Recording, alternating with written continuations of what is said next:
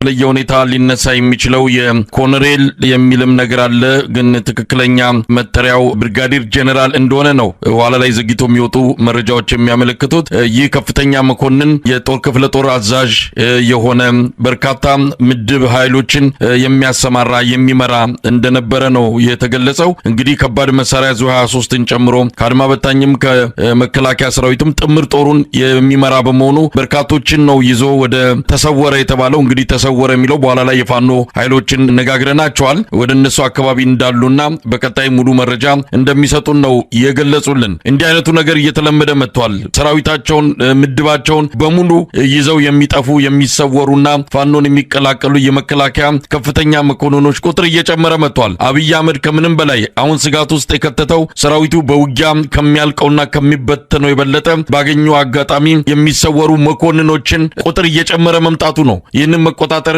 አልቻለም የዚህ ከፍተኛ መኮንን ውሳኔና ድርጊትም በመከላከያ ጄኔራሎች ዘንድ ከፍተኛ ድንጋጤን እንደፈጠረ ነው የሰማነው ምን ማለት ይቻላል አብይ አህመድ እንግዲህ ማሸነፉን ጦርነቱን የገባበት በሰው ኃይል በወታደር ቁጥር በመሳሪያ ቴክኖሎጂ በዛ ተማምነው ጦርነቱን ጀምሮታል ግን በየዕለቱ ሰራዊቱ እየተዳከመ እየተበተነ እያለቀን የመጣው በቅርቡ በወጣው ሪፖርትም እንደዚሁ ከፍተኛ ቁጥር ያለው ተተኳሽ መሳሪያ እጥረትና እግረኛ ሰራዊት እንደዚሁ እንደሌለው በመግለጽ ወታደራዊ መኮንኖቹ ከፍተኛ ውይይት ላይ እንዳሉ ነው የሰማነው ምን ማለት ነው በዚህ አይነት ሁኔታ በአማራ ክልል የአብይ አህመድ ሰራዊት ቆይታ ምን ሊሆን ይችላል መሳይ በአማራ ክልል እኮ የመከላከያ ሰራዊቱ ከፈረሰ ቆይቷል እውነት ለመናገር ምክንያቱም እየፈጸማቸው ያሉ ወንጀሎች የተስፋ መቁረጥ በ15 ቀን ጊዜ ውስጥ ቀበቷቸውን አስፈትቼ ትጥቃቸውን አስፈትቼ ወደ ከተማ ይዣቸው መጣለው ብሎ የዘመተው የመከላከያ ሰራዊት የፋኖ ኃይሎች በቁመ ጠብቀኝ ገጥመው ዛሬ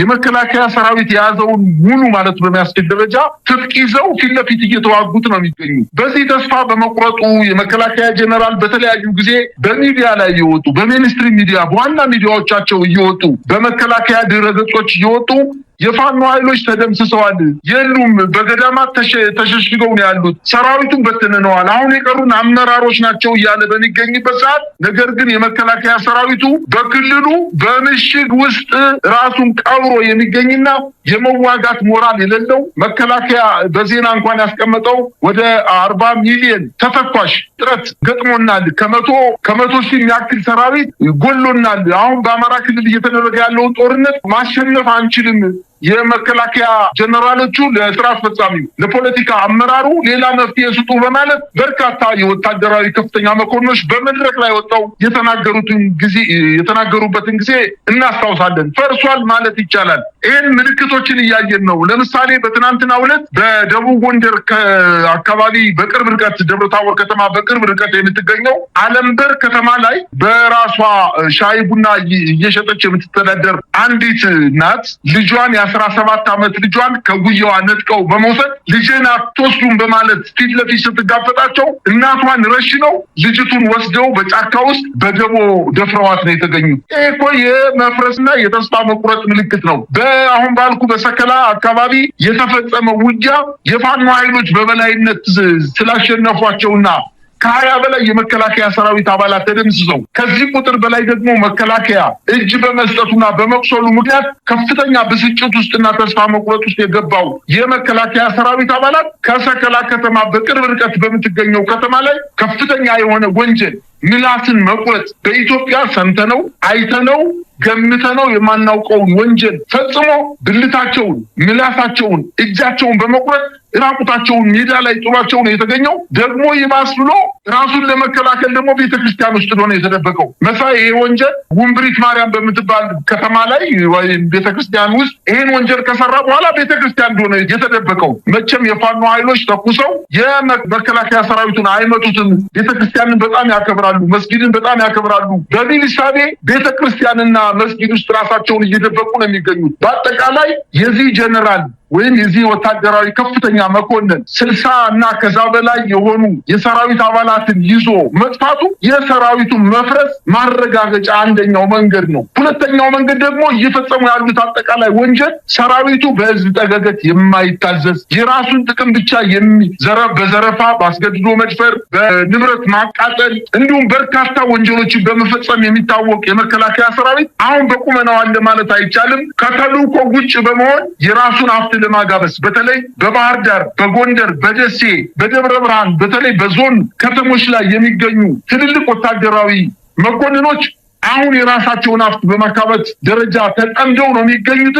ይሄ የሚያሳየው ሰራዊቱ መፍረሱን ነው በአጠቃላይ ማለት የሚቻለው። መሳይ እንግዲህ አብይ አህመድ በተስፋ መቁረጥ የሚወስዳቸው እርምጃዎች እጅግ ዘግናኝ ናቸው። እንደ ማህበረሰብ መንግስት ኃላፊ ነው፣ ማህበረሰብ ግን ህዝብ አብሮ የሚኖር ነው። በእነዚህ ማህበረሰቦች የኢትዮጵያ የተለያዩ ማህበረሰብ ክፍሎች መሃል እየፈጠረ ያለው የጭካኔ ተግባር እውነት ለመናገር ቃላት ከሚገልጸው በላይ ነው። በስልጣን ላይ ለመቆየት በዚህ ደረጃ ጭካኔ፣ በዚህ ደረጃ የነውር ተግባር እንዲፈጸም ማድረግ ለዛውም በተቀነባበረና የደህንነት መስሪያ ቤቱ ሙሉ ኃይሉን ሙሉ አቅሙና ጉልበቱን ያዋለባቸውን እንደነዚህ አይነት የጭካኔ ተግባራትን እየፈጸመ በፋኖና በሌሎች ያላከከ ከፍተኛ የሆነ ሞራልና የስሜት ስብራት ኢትዮጵያ ላይ እየፈጸመ ያለ አገዛዝ ነው። የዚህ አገዛዝ ኃጢአቶች መቼም ተዘርዝረው የሚያልቁ አይደሉም። ለማንኛውም አሁንም ተስፋ የቆረጠ አይመስልም። ሰው አልባ የሆኑ ድሮኖችን፣ ትናንሽ ድሮኖችን ባለፈው ራሱ ሲያስተዋውቅ የነበረውን በብዛት ወደ አማራ ክልል እንዳስገባም የሚገልጹ መረጃዎች እየወጡ ነው። እንግዲህ በእግረኛ ሲያቀተው በእንደነዚህ አይነት ራስን አጥፍቶ ጠፊ በሆኑ አነስተኛ ድሮኖች አማካይነት የፋኖን ግስጋሴ የፋኖን ጥቃት መክታለሁ ብሎ የአይነት እርምጃ ለመውሰድ እየተዘጋጀ እንዳለም ነው የተሰማው። ከዚህ ባሻገርም ወረኢሉ ላይ እንደተደረገው አይነት እጅ እየቆረጡ ፋኖን የፈጸመው ብለው ፋኖን ለማጠልሸትና በዚህም የህብረተሰቡ ልብ ውስጥ ፋኖን አስወጣለሁ በሚል እያደረገ ያለው እርምጃም እንደዚሁ የዚሁ የተስፋ መቁረጥ አካል በዚህም ምክንያት በእጁ ሊገባ ያልቻለውን ድል በአቋራጭ ያገኛሉ ብሎ እየሞከረ ያለው ነገር እጅግ የሚያሳዝን ነው። ለማንኛውም በእንደዚህ አይነት ሁኔታ ማሸነፍ አይቻልም። የተለያዩ ጥፋቶችን ፈጽሟል። በቀደም ሲል የጠቀስከው የቢቢሲው ዘገባ፣ በአይአርሲ የወጣው እንደዚሁ ማስታወሻ፣ በሰከላ የተፈጸመው በየአቅጣጫው የመጣበትን ተቃውሞና የተለያዩ ወንጀሎቹን ለመደበቅ እንዲህ አይነቱን ነገር እየፈጸመ ያለ አገዛዝ ነው። አሽም ድራማን የሰራው በቀላሉ የተጋለጠበት ነው። በእውነቱ ብልጽግናዎች ሊያፍሩ ይገባል።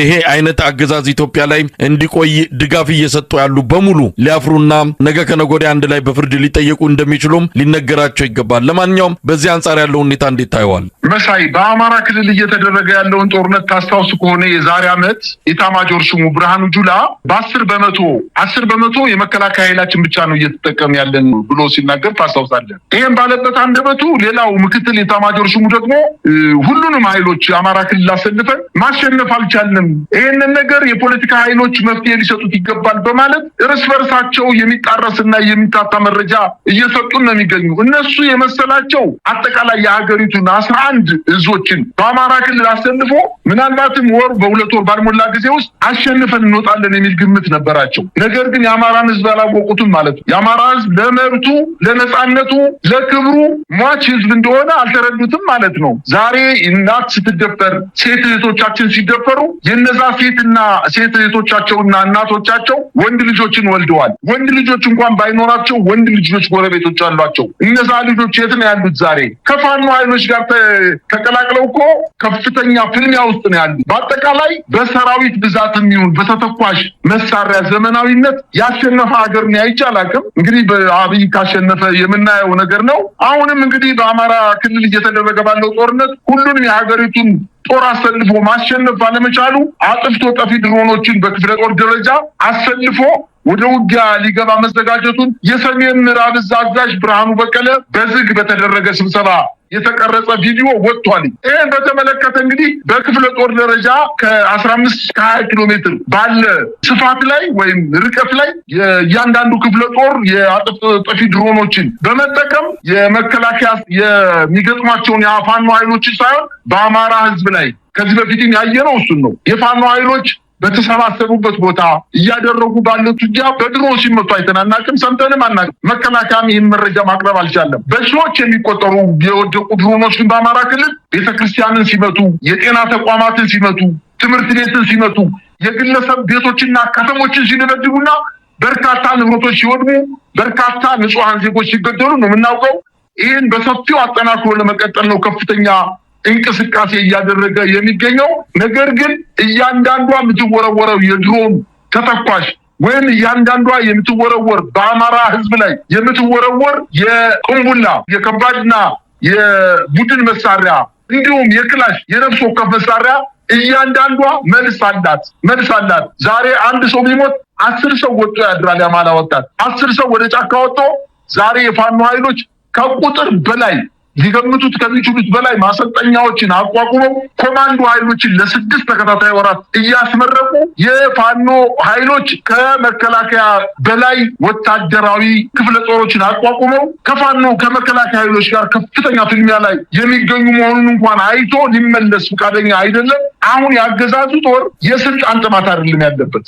እኔ የሚመስለኝ ከስልጣን ብለን በአጠቃላይ በአማራ ክልልና በትግራይ ክልል እንዲሁም በኦሮሚያ በተወሰኑ አካባቢዎች ላይ የፈጸመውን ወንጀል በዓለም አቀፍ ደረጃ ያስጠይቀኛል ብሎ ስለሚፈራ የትም ሄዶ መደበቂያ ሊኖረው ስለማይችል ዓለም አቀፍ ወንጀሎችን ስለፈጸመ በየትኛውም ዘመን የማይሻር በይቅርታ ሊታለፍ የማይችል ወንጀል በመፈጸሙ ምክንያት ሁልጊዜ እየበረገገ እስከ ምያት ድረስ ተናንቄ ሙቼ ቀራታለሁ እንጂ ስልጣን ለቅቄ በዓለም አቀፍ ወንጀል ፍርድ ቤት ላይ ቀርቤ የፈጸምኩት ወንጀል ጥፋተኛ ተብዬ የእድሜ ልክ ወይም የሞት ስርዓት አይፈረድብኝም በማለት በእልህ ከአማራ ሕዝብ ጋር የገባው ጦርነት ነው። ይሄ ኃይል ካልተሸነፈ በስተቀር ስልጣን ይለቃል ለማለት በጣም የሚያስቸግር ሁኔታ ነው ያለው። የስልጣን ጥማት ሳይሆን ፍርሃት ስላለበት ብቻ ነው አሁን ወደ ጦርነት ገብቶ እውር ድንብሱን እየተዋጋ የሚገኘው ነው ማለት የሚቻለው። አሁን በአማራ ክልል ብቻ ሳይሆን በትግራይና በአማራ አካባቢ በሚገኙ በቆቦ፣ በራስታ፣ በራያ እና በግራ ካሱ አካባቢዎች ላይ ከአፋር ክልል የተለያዩ የውጊያ አውሮፕላኖችን በማንሳት በዛሬው ዕለት አሰሳ እያደረገ እንደሆነና የዛን አካባቢ በከፍተኛ ፍርሃት እየተመለከተው እንደሆነና ምናልባትም የውር ድንብስ በሲቪሊያን ላይ ከፍተኛ የሆነ ጭፍጨፋ ሊያደርስ እንደሚችል አውቆ የአማራ ሕዝብ ከፋኖ ኃይሎች ጋር አብሮ መታገል እንዳለበትና ይሄንን ስርዓት ማስወገድ እንዳለበት ነው እንደው እግረ መንገድ የማሳሰብ የምፈልገው። መሳይ እንግዲህ ያለውን ሁኔታ እንከታተላለን። በተለይ ይሄ ወረኢሉ ላይ ተፈጸመ የተባለውን በተመለከተ አሁንም አዳዲስ መረጃዎች እየወጡ ነው። ስርዓቱ የዲጂታል ሚሊሻዎቹን ሰማርቶ ጉዳዩን ሌላ መልክ ለመስጠት የሄዱበት ርቀት መልሶ እነሱ ላይ ነው ባረቀው። እንዳየነው ከሆነ በ48 ሰዓት ውስጥ ወንጀለኛውን ያዝን ብሎ መግለጻቸው በራሱ አንድ እየተዋጋ ካለ ኃይል ጋር የሚደረግ ፍልሚያ ውስጥ የገባ እንዴት አድርጎ የዛን የተቀናቃኝ ኃይል ሰው በቀላሉ ያስኩ በ48 ሰዓት ውስጥ ያስኩ ብሎ ድራማውን እንደው በእንደዚህ አይነት በጣም የወረደ በሆነ መልኩ የተጫወቱበት አሰቃቂ ድርጊት ግን በኢትዮጵያ ሕዝብ ዘንድ በእውነት ሊመዘገብ ይገባል። ኢትዮጵያ ሕዝብ ሊነቃ ይገባል። እንዴት ቢናቅ ነው እንዲህ አይነት ቀሽም ድራማ ይዘው የመጡበት? ሁኔታውን በተመለከተ ከተለያዩ የፋኖ አመራሮች ጋርም ተነጋግረናል። የአማራ ሕዝብ ጨዋ ነው። የአማራ ሕዝብ የኢትዮጵያ ሕዝብ አንድ የሚጋራው ነገር ቢኖር ፈሪሃ እግዚአብሔር ያለው ሕዝብ መሆኑ ነው። እንዲህ አይነት ነገር እንኳን አይደለም ኢትዮጵያ ምድር ላይ ሌላም ጋር ቢፈጸም በጸሎትና በልመና ፈጣሪውን እንደው የሚማጸን ህዝብ ያለበት ሀገር እንዲህ የጭካኔ ተግባር ይፈጸማል ተብሎ አይታወቅም። አብይ አህመድ የአውሬ መንፈስ ነው ይዞ የመጣው። ይህንን መንፈስ ነው እንግዲህ እየረጨ በየቦታው ሰምተን አይተን የማናቃቸው ወንጀሎች ባለፉት 7 ዓመታት የተፈጸሙት። የኢትዮጵያ ህዝብ በደንብ አይኑን ከፍቶ ጆሮን ከፍቶ ነገሮችን ማየት አለበት። በዚህ ፕሮፓጋንዳ ታጥበው ለጊዜውም ቢሆን ፋኖ ላይ እርግማን ያዘንደቡ ካሉም ነገ ከነገ ወዲያ ከዚህም የከፋ ነገር መምጣቱ አይቀርምና ከወዲሁ ተዘጋጅተው ምናልባት ሊጠቅም የሚችለው ሀገርንም ሊያድን የሚችለው ይህን ስርዓት ለአንድና ለመጨረሻ ጊዜ ማስወገድ ብቻ መሆኑን አውቀው በዚህ ላይ ወገባቸውን ጠበቅ ማድረግ ነው የሚገባቸው ኢትዮጵያውያን። ከዛ ውጭ ምርጫ የለም። በየጊዜው በሚመጡ አጀንዳዎች አገዛዙ እድሜውን ለማራዘም በሚያደርጋቸው እንደዚህ አይነት የጭካኔ ድራማዎች የስልጣን እድሜው እንዲረዝም መፍቀድ የለብንምና በዚህ ላይ ኢትዮጵያ ህዝብ ቁርጠኛ ውሳኔ መወሰን ያለበት። ጨርሰናል። ማጠቃለያ የምትለው ካለ? መልካም መሳይ።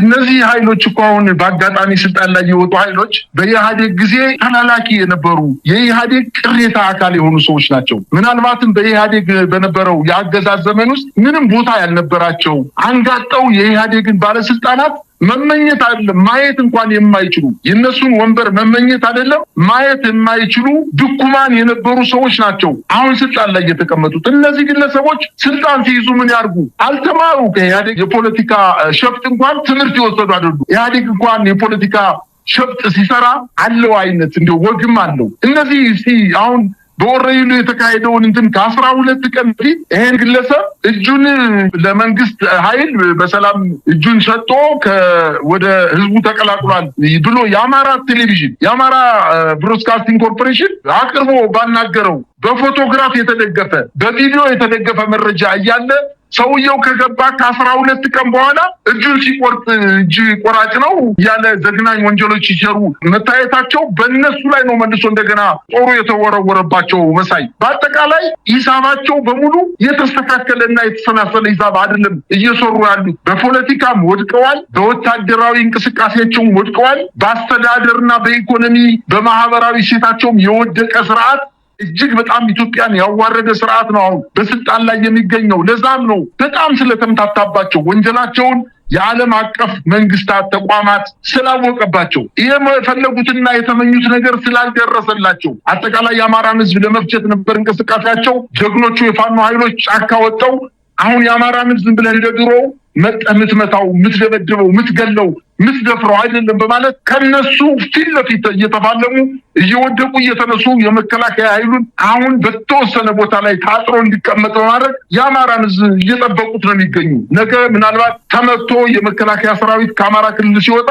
የአማራ ህዝብ እፎይ ብሎ እረፍት የሚያገኝበት ጊዜ ይመጣል። ያ በጣም ስለሚያበሳጫቸውና የፈለጉትና የተመኙት የዘር ጭፍጨፋ ስላልተሳካላቸው ብቻ እየበረነኑ የሚሰጡት በሚዲያ ላይ እየወጡ የሚሰጡት መግለጫ ማታለያ፣ ማጭበርበሪያ ሂሳቡ ትክክል ያልሆነ መሆኑን ነው እየተመለከትን ያለ ነው። ነገም እንቀጥላለን። ታስታውስ ከሆነ በደራ በተደረገው አካባቢ መንግስት በጣም በከፍተኛ ደረጃ አቅጣጫው ሲቀይስበት የኢትዮጵያን ህዝብ አእምሮ ለመያዝ ያደረገው በስመ አብ ወወልድ መንፈስ ቅዱስ በማለት አንድን ወጣት አንገቱን በማረድ አቅጣጫን ለማስቀየስና የሃይማኖት ጦርነት እንዲነሳ እስላምና ሙስሊምና ክርስቲያን ወንድሞቹ ለዘመናት የኖሩ በዛ አካባቢ ያሉ ነዋሪዎች በሰላም የኖሩ የሙስሊምና የክርስቲያን ምዕመናን እርስ በርስ እንዲተላለቅ ለማድረግ ከፍተኛ ሴራ ጠንስሶ ያንን ድርጊት መፈጸሙን ታስታውሳለህ። አሁንም ይቀጥላል። ሃይማኖትን ከሃይማኖት፣ ብሔርን ከብሔር፣ ባህልን ከባህል እያጋጨ መቀጠል ነው የፈለገው። ነገር ግን የኢትዮጵያ ህዝብ ነቅቶበታል።